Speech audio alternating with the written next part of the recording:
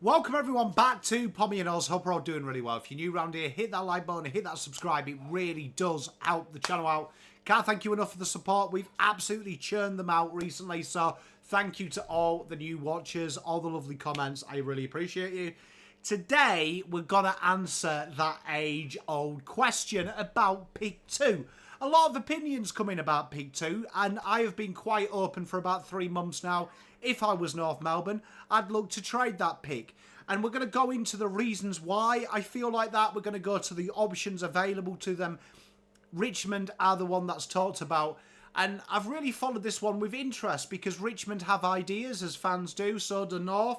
So does the AFL. And me being a highly opinionated Pom, I do. So we're going to answer the question. It was Socrates who said, to do is to be. It was John Paul Sartre who said, to be is to do. And obviously, Frank Sinatra said, doobie doobie do. So we're going to find out what do they doobie doobie do in today's video. So let's have a look-see. Why would North trade that and what do their needs? Now, it's really important when you're ascertaining trade value, both sides what they're trying to get out of this. Now, if you'd look at North Melbourne's list, I think we'd all agree they need key position depth. They've tried Toby Pink, they've tried Big O'Newan, they've got Charlie Comden floating down the back. It's something that they haven't really addressed since the start of this decade as well in the draft. And when I look at North Melbourne's list, I'd say they want elite talent. I also think they need mongrel spirit, which they've brought in with the senior players, Luke Parker, Jack Darling, that kind of vibe setter. And if they were to take a mid, I'd imagine they want POD, a bit of point of difference from there. So this is when you ascertain value. It's no good bringing in a pick that's around midfielders if your list needs are tall players. Because at pick 3 at the moment, players that have been linked, Taru, Shanahan, players like that I've heard North fans throw about, it's absolutely ridiculous to take it at pick 2. And it's all right, people saying, oh, we take a punt. You wouldn't buy a car for 20 grand that's valued at 15 just because you wanted it, would you? Do you know what I mean? Like, this is the nature of the beast. You pay the right price for what you want. So this is where it comes into it, because then if we have a look-see at what I feel like Richmond need, they want to do this rebuild before Tasmania. They want to go into this, have a red-hot crack, and go, you know what we're going to do? We're going to get into this draft. We're going to sort this out. We're going to do like a 2015 Carlton. We're going to be at the footnote of history. We're going to be really here. This is going to be where it turns around for us. This is where we're going to come back into the upper echelons of the AFL. So when you look at their picks, 1, 6, 10, 11, 18, 20, 23, 24, they can use all them picks. They've got 8 list spots. By my calculations, that's 8. Sorry, they've got 6 list spots. They've got up to 8 on the senior list. So they've got a lot of picks that they can play with. But I would say here, you want to spread the load if you're Richmond, yeah? You don't want to go hard in this draft. And if you do, you want to be able to get some return from it. And I look at their picks, particularly 6 and 10. They're the ones that have been brought up a lot. They're going to get an elite midfielder with 1, right? I think if you could add 1 and 2 and then fall back into 18, 20, 23, 24, then you can start looking at your project players. But I feel that if I was Richmond, I'd want 1, 2 and try and keep 6. Because then I get a great spread. I get a real diverse talent pool. I can go safe with 1. I can go kind of high ceiling with 2. Is that a Finn O'Sullivan? Is that a Sam Layla? Is that someone like that? Is that Sid Draper even? Is that a Josh Smiley? Probably too soon for him. Is that a Jagger Smith? But if you could go like pick 1 Jagger Smith, pick 2 Foss or Sam Layla, or in any of them combinations, suddenly you've got your guarantee and then you've got your excitement. You've got your speculative pick. And then pick 6 you can really be imaginative with, and so on and so forth. So I feel like for Richmond, their value here comes that they get to get rid of maybe a pick that's going to be the samey type of player, because 10 and 11 are really intriguing. So let's go into the options for them. So I just want you to bear that in mind. that we are going to look at price, but remember, price is in the beauty of the beholder. I don't want you to get stuck on, I want this pick.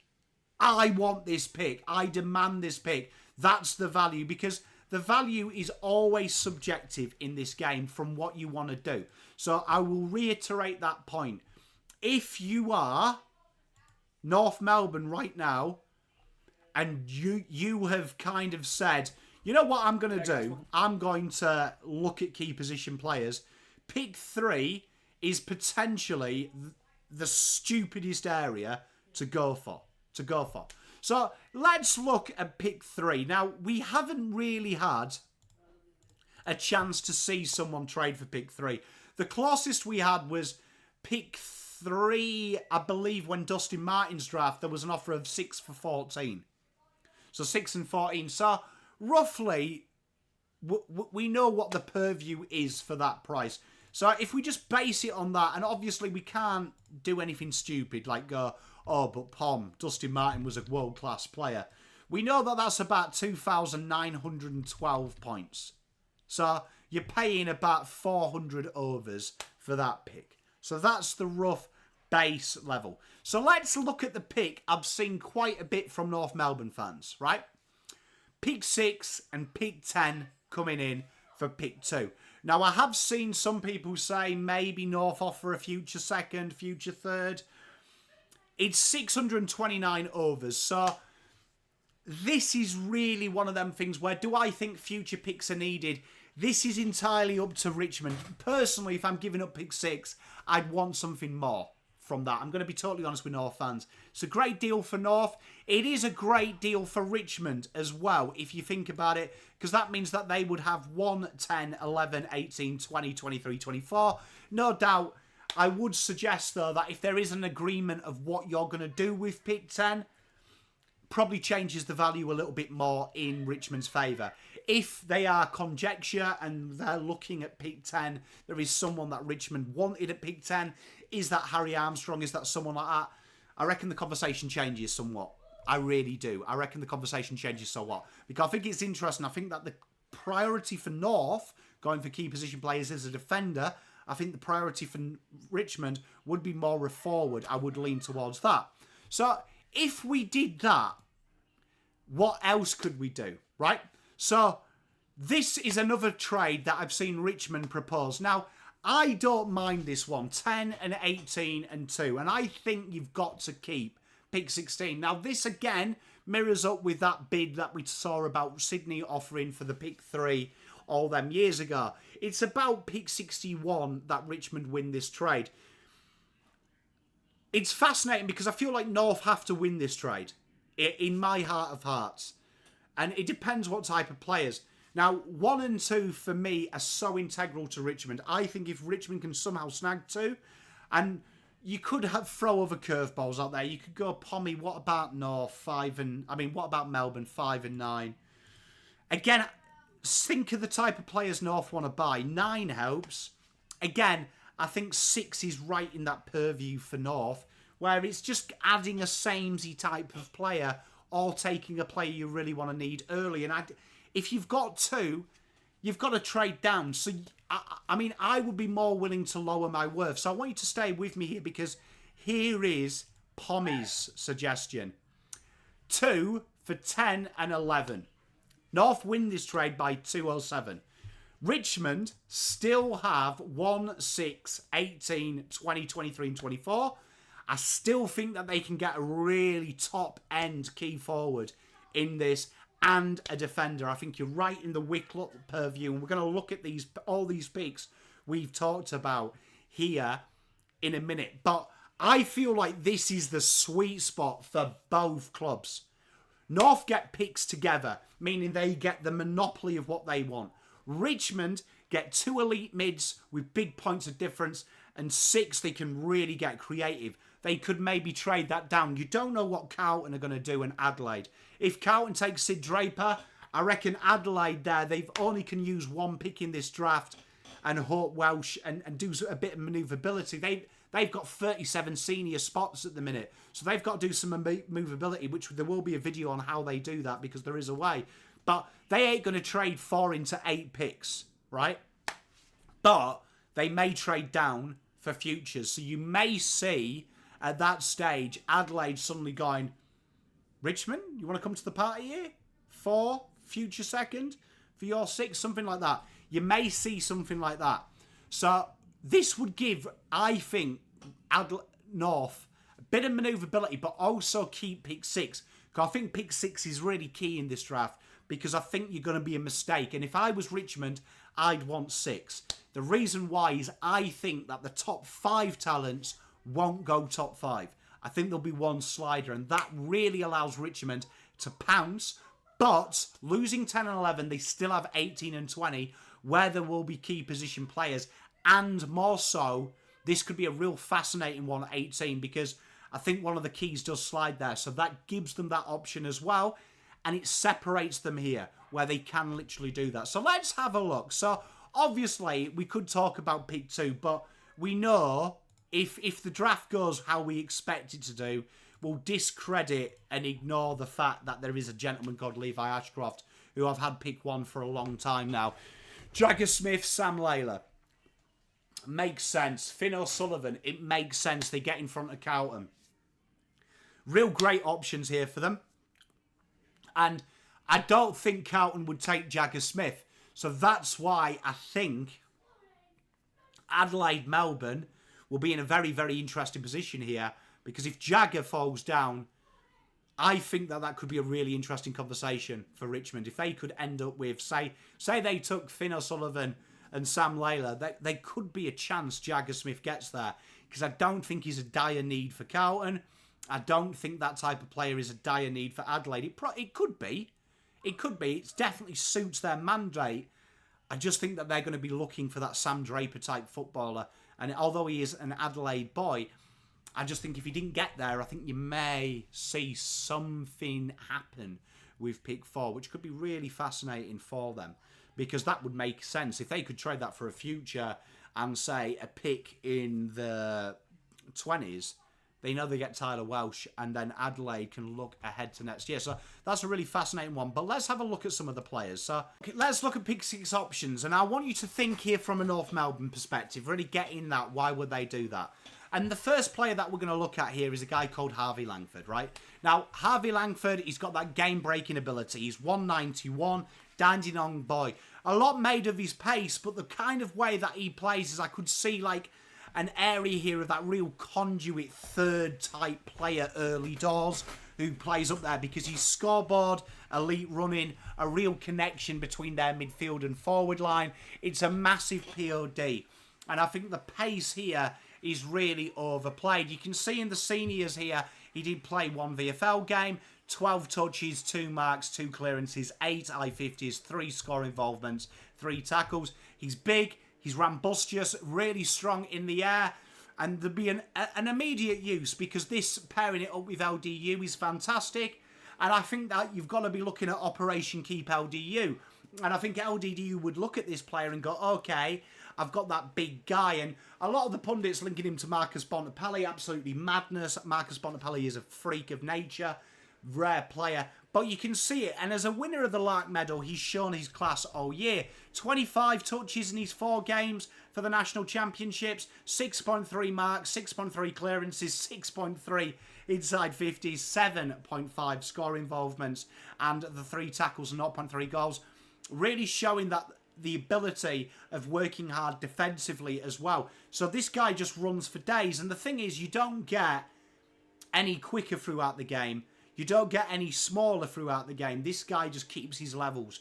The running patterns, the running power, and that is really, really important. So this is a guy here that I look at and would go, if I was them, if I was North, this is the kind of player I want. Because he's kind of a pseudo pick. And you can see here for Dandenong, phenomenal this year. 25.9 touches, 5.1 marks, 4.7 clearances, 4.8 inside 50, 7.7 score involvements, 4.7 tackles, 1.3 goals a game. It's a real good accomplishment. They've got Zane Dursma. They've got this guy to pair up. That half forward line looks threatening. Hopefully take a speculative pick, you know, with that next pick. So in this kind of deal, we did talk about that they would get 6 and 10. 10 there is your key position player. they've got this guy here and they back in the youth that they've got and then maybe look elsewhere later. But this would be a really solid acquisition. But then you can see you'd be getting Murphy Reed, right? Another option here. And this guy here is Mr. Consistency. We keep talking about it. If you want someone with a high floor, not a high ceiling, Murphy's it. 4 games in the National Championships really stood out, showing his really good output and his use and his smarts. Good accumulator. This guy is as smooth as silk as well. And the fact he can play inside and outside really does help, gives you them options. I could see him playing at halfback to start, which seems to be the Clarko mould. Real solid. You could even see him maybe playing in the forward half of the ground as well. 181, so he's definitely going to be a midfield option. This isn't going to be a POD in the forward half of the ground. This is definitely a midfielder. 24.1 from his 4 games in national championships. 4.4 marks, 4.1 clearances, 4 inside 50s, 7.6 score involvements, 2.3 tackles, and 1.1 goals a game. Really showcasing what he's about. And a real solid little customer. This is a really interesting one for me with Murphy Reed because he could be that really strong little player. Now, obviously he's had ankle issues and stuff like that, but this guy is smooth and he's going to be a real high floor player. Someone that you're going to see for a long time. And then in the Courts League, 9 games, 25.1 disposals, 4.4 marks, 4.1 clearances, 4 inside 50s, 7.6 score involvements, and 2.3 tackles. That is a mistake there. It should be 70.3 score involvements, 3.3 tackles in his national championships for 1 goal. But this guy here is an absolute beast. Like a real safe pick. But you can see here, I feel like North have thousands of these types of players in the terms of that they've done a lot of work in this position. So this is why I think 6, although it sounds good, why I keep saying to you, sounds good versus is good are 2 different things when you're doing values. So let's look at the pick 10. Alex Tyree really strikes out. This guy is the modern day intercepting, marauding forward. If you're looking for transitional threat, 193, good user of the ball, incredibly strong on the deck and in the air. The guy jumps like a gazelle. It's like watching a giraffe bend over and then stand up to eat leaves. This guy is supreme. And his read of the play is phenomenal. He's definitely that modern day intercept halfback. So national championships, he played the 3 games, 6.7 touches, 4 intercepts, 2.7 marks, 2.7 intercept marks, 2.0 intercept marks. Talent League for Gippsland, 12 games, 14.5, 7.3 intercept possessions, 5.8 marks, 4.2 score involvements, really important, he really got on there, 3.7 intercept marks, and 0.6 goals, so he can swing forward and be a threat. A lot of people have linked this guy to James Sicily. I think that's probably fair, especially the fact he can go forward and back. This kid here is an incredible talent, and this is everything North don't have. And this is why I think pick 10 is the essential in whatever this deal is. I think it's so important. This is around his mark as well. Around his mark. So I think Alex Tyree, the Flying Viking, is definitely something that people are looking at. And if I was North, I'd be all over this. And I think suddenly, taking him at 2, far too early. Taking him at this pick, absolutely spot on. So we've called it pick 3, remember? Because obviously we're counting Levi Ashcroft bid, but this is really strong, this. Really good darts. So this is going to be a really integral one for me. Really integral one. Up next, Harry Armstrong. Now, they could go the best key forward in the draft. Now, I don't think there's a huge amount separating Harry Armstrong and Job Shanahan, to be honest. But 195 for Sandy. He showcased it in the National Championships for the Met. 3 games, 9 touches, 5 marks, 1.3 contested, 6.3 score involvements. 0.7 tackles. He works hard defensively as well, and 3 goals a game. Mirroring that up in the Coates Talent League, ridiculous, with 2.7 goals, 9.9 disposals, 4.5 marks, 5.7 score involvements, and 1.6 tackles. One-on-one, he's so good. He brings it to ground well as well. He plays his team. His kicking technique, mwah. He's very athletic. He works up the ground. He creates space in behind for his smalls. This would make sense. Pairing him with Larky, learning off a player such as Jack Darling, very key. So this could be a really interesting option. And this is why I like pick 11, because you could take them two guys. But if you got 10 and 11, Luke Traynor, for me, the best defender in this draft. Now, he's had some concussion issues. We don't know, and I'm not going to speculate how that is. But the best kick from a defender in this draft at his size. This guy here intercepts, he reads the play, he creates early contact. He's one-on-one defender, and he's had some issues, it has to be said, in there, but he's bounced back pretty well. And I think above all, you can see where he is as a player. This guy's got incredible high scope, right? High scope for where he is. And the hip issue sidelined him. So he's had a few injuries, do you know what I mean? A few injuries, but this guy is sensational. And he uses his body well, and he really does intercept the play well. And I want people to look at this, that the modern day defender, it's quite easy to find that lockdown. It's hard to find that POD, that transitional threat. And Traynor is Mr. Transition. There's a reason TR are the first bits of his name, and A, same as transition. So, real strong aerially. For the Courts League, 5 games this year, 19.8 touches, 5.6 marks, 6 intercept possessions, 2.4 of them intercept marks, 2.2 tackles, very good defensively. In the national champs, the 4 games, 19.8 disposals, 5.8 marks, 1.8 intercept marks for 4.5 intercept possessions, 5 rebound 50s, 4.8 rebound 50s, 2.3 tackles. This guy is a beast. And they could look at taking Job Shanahan. Now, I think Job Shanahan is going to be around that 13 to 20 mark. He could slide a bit more. This guy here really excites me.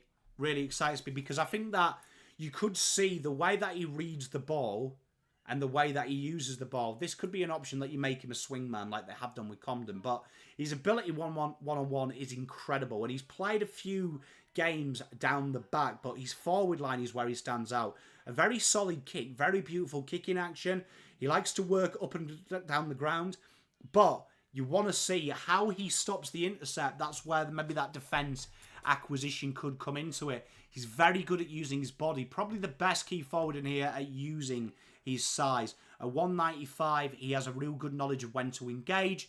He's got fairly short spurts as well, so he can get in front. He loves to work in, and you can see conduit there. He brings his team into it as well. He's not a selfish key forward, so this could be a really good option for them. And then we look at pick 18, and this is where I say pick 18. You're looking at the Whitlock brothers. So you've got one of them here, right, Matty Whitlock. And who is Matt Whitlock? Matt Whitlock, that's proper swingman. Played down back, played down forward. Real big vertical leap, good intercept, as we can see here. And he gives you options. It's a real generic pick. And you might take him a little bit earlier than Jack, purely based on that, if you were them. This is a really fascinating pick here, because I reckon that you could take his brother Jack, and potentially your next pick would be 21. You could pair them up. So this is an option, but obviously the gap between Traynor and Tyroo and the Whitlocks and Armstrong and Shanahan is quite sparse. This isn't an immediate impact. These are definitely, even Tyroo, Traynor and Co, they're going to be a little bit of time. You're going to be phasing them in, probably in the first year, but won't be ready to go straight away. Whitlock's definitely going to be a little bit of a wait and see point. This is a real fascinating little conundrum for them. So, in synopsis, what I want you to think of is definitely, if I was North Melbourne, I think 10 and 11 is probably the fairest for all parties. And that is a real fascinating little conundrum. Richmond fans, would you part 10 and 11 knowing that you still would have 1, 2 and 6? North Melbourne fans, let me know. I think you really sort your list out of this. I'm going to be doing more of this with the wonderful Marnie on her podcast. So make sure you go and check that out and see me there. We're going to be going through these, and I want to hear what you guys and girls think. Peace, love and light. Pom out.